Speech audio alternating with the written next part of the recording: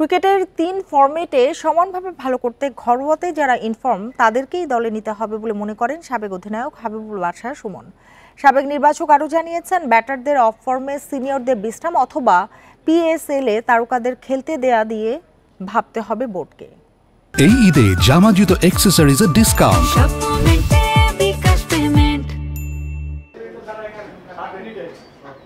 2014 সালের পর এমন বাজে সময় যায়নি বাংলাদেশের। 3 ফরম্যাটে যেন দিশেহারা টাইগাররা।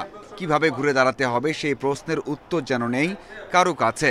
তবে সাবেক নির্বাচক হাবিবুল বাশার সুমন বলছেন, এখনই সময় দ্রুত কাজ শুরু করার, সাহসী সিদ্ধান্ত নিয়ে এগিয়ে যাওয়ার। শুরুটা পজিটিভ মাইন্ডসেট নিয়ে তৈরি করতে হবে এবং ইটস হ্যাপেন টু এভরিবডি, সব টিম কিন্তু তাই করে। সো আমাদের যখন আমরা এরকম শুরু করবো, শুরুতে হয়তো আমাদের সাফল্যের তো আসবে না, বাট আমাদের ধৈর্য ধরি, তাহলে মনে হয় আমরা আমাদের যেই ট্যালেন্ট আছে, যেই স্কিল আছে, সেটা দিয়ে সামনে এগোনো অবশ্যই সম্ভব। আমাদের এগোতে হবে, আমাদের there is no other options. আমি যখন ইন্টারন্যাশনাল ক্রিকেট খেলবো, তখন আমি কোনোদিন এক্সকিউজ দেখাতে পারবো না। ঢাকা প্রিমিয়ার লিগেও জাতীয় দলের ব্যাটারদের ব্যাটে রান নেই। জিম্বাবুয়ের সিরিজের দলে যারা থাকবেন তাদের বেশিরভাগ নেই সর্বোচ্চ রান সংগ্রাহকের তালিকাতে। ভাবনা যেন বাড়াচ্ছে নির্বাচকদের।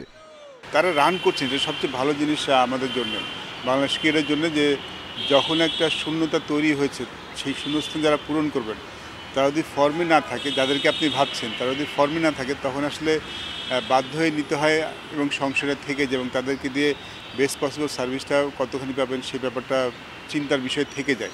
মুমিনুল, মুশফিক, লিটনরা রানে না থাকায় জিম্বাবুয়ের সিরিজে সিনিয়রদের বিশ্রাম দেয়া অথবা পিএসএল খেলতে দেওয়ার বিষয়টি ভাবতে হচ্ছে বারবার।